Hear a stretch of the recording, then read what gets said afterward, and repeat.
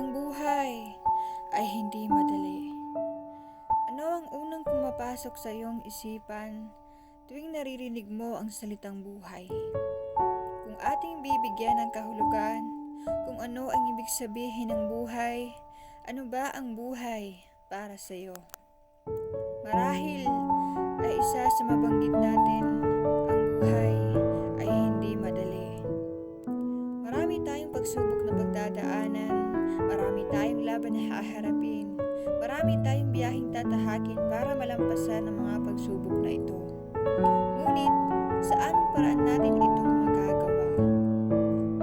Ang buhay ay parang isang laro, ngunit ang buhay ay hindi dapat gawing biro. Ito ay parang isang laro, dahil sa isang laro, talo o manalo ang tanging pagpipilian ng magiging kapalaran mo. Minsan, darating tayo sa punto na susuko na tayo na hindi na natin kaya, na sobrang bigat na ng ating dinadala. Minsan, napapatanong na lang tayo na kung bakit sa dinami-dami ng tao sa mundo, bakit ako pa? Napapatanong na lang tayo kung karapat-dapat ba to sa akin? Ano ba ginawa ko para maranasan ko ang ganitong klaseng buhay? Na kung bakit minsan, masaya tayo ngayon, kinabukasan, malungkot na naman. Napapatanong tayo sa ating mga sarili na kung bakit hindi na lang tayo tuluyang maging masaya, magkaroon man tayo ng kasiyahan, ngunit panandalian lamang. Ang buhay na meron tayo ay dapat napahalagahan, sapagkat ang buhay ay maikli lamang. Huwag nating sayangin ang ating buhay.